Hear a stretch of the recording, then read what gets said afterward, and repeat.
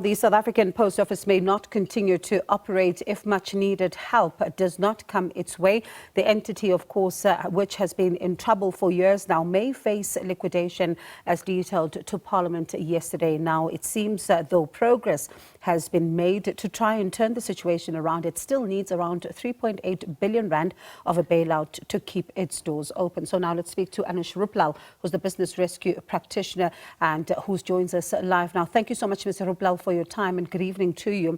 It seems, of course, last year when there was talk of the 6.2 billion rand and then 2.4 billion rand got allocated.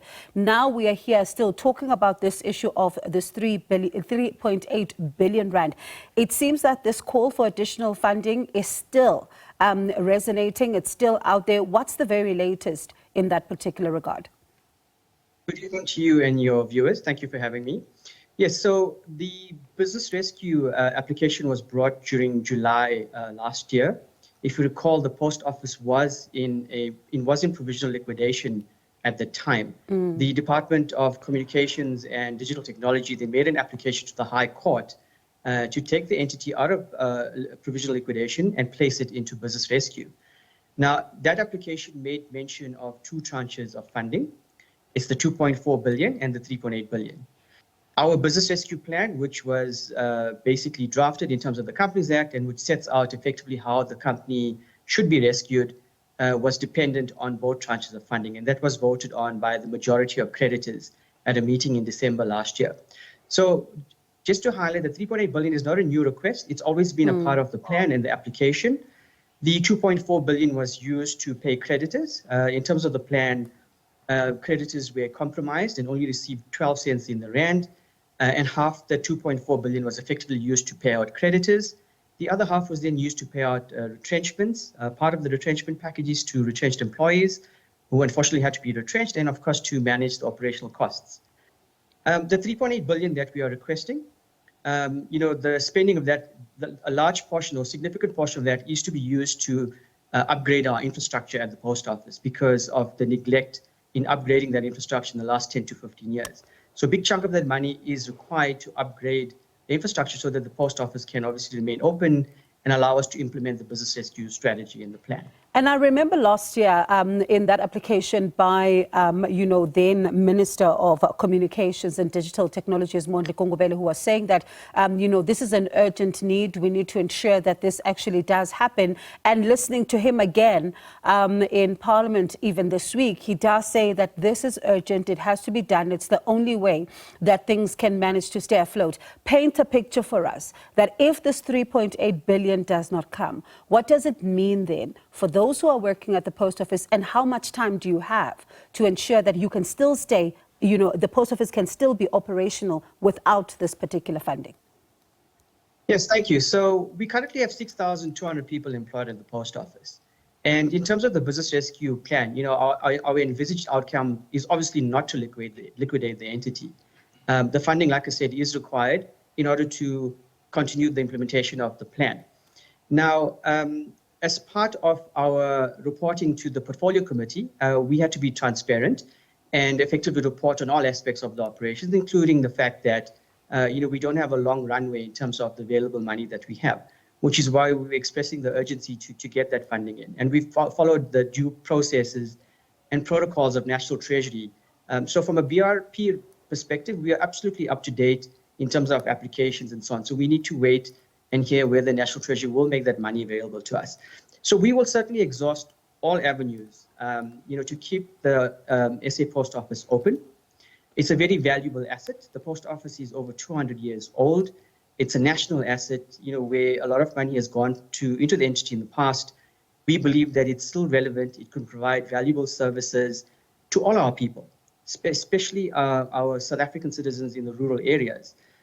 Because our mandate is a social mandate. We have to make sure that we deliver affordable services, communication services to all South Africans in all geographical areas. Now, when it comes into, what your engagements with Treasury have revealed, is there an allocation that can be made soon? Or what are you hearing? Yes, they certainly support, for the post office to remain open because it does have a future. So it's hard for me, it's difficult for me to respond on behalf of obviously the National Treasury. But I think there is recognition that it is a national asset, there is still relevance. And when we've benchmarked the post office against other global postal operators, every country still has a postal operator, and except one country in the world, Guatemala, which is not a member of the Universal Postal Union. Now, that is the second most oldest agency of the United Nations, and it goes back 150 years. So there is relevance in terms of modernizing the post office, taking it forward, offering different elements of services, not just the traditional mail, but there is the courier and parcel business. There is the connectivity, it's the digital aspects of the post office where we can offer both digital and a physical walk-in experience. And there's various elements that, we can do.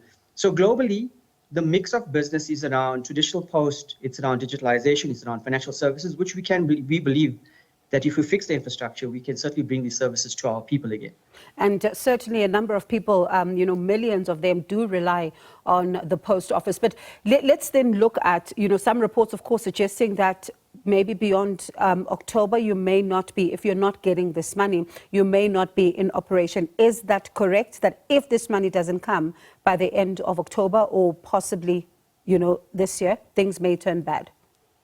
Yes, so like I said, we had to alert the portfolio committee about the available funding that we have, but we certainly, don't want it to come to that. We're going to certainly do everything we can to make sure that, that the entity continues. Other elements of the business rescue plan certainly entails looking around partnerships with the private sector, and we've been exploring quite proactively, with various partners that have expressed interest to partner with us. So we are looking to those avenues. Obviously, we are looking at ways to protect and grow our revenues. And of course, we have to maintain costs. And we've done that quite effectively during the business rescue process by rationalizing the number of branches while still maintaining our reach in the rural areas, reducing staff costs, reducing operational inefficiencies. So it is quite we must remember that the post office is a large and complex entity. It is a Schedule 2 state-owned entity in terms of the PFMA. So it's certainly a large entity, and we obviously going to do our best to make sure that this entity continues into the future. And of course, as a final question then, when it comes to someone who's watching us tonight who says that, so I'm maybe in a far-flung area, and for me, that's where I go, not only to collect my parcel, but at some point I do maybe, collect my grant money, or am I able to then stay, in contact with some family members or collect my parcels? Should I panic? Because if we are now talking of the fact that this 3.8 billion hasn't come, things are not looking great, should I then panic and worry that things may just turn bad and I might not be able to use the post office come the end of this year? No, you should not panic. Definitely do not panic, because like I said, through our interventions, we've kept the post office open for the last 12 months. We were open for business, because if you look at where we were 12 months ago, that's when everything was at a standstill at the post office. It was on the verge of being closed. And of course, we've done everything to keep it open, and we'll continue to do so. And of course, we will communicate, with all South Africans, and including everyone that we're accountable to make sure that, we keep you appraised of the matters. And of course, we want to keep the doors open and keep us operational.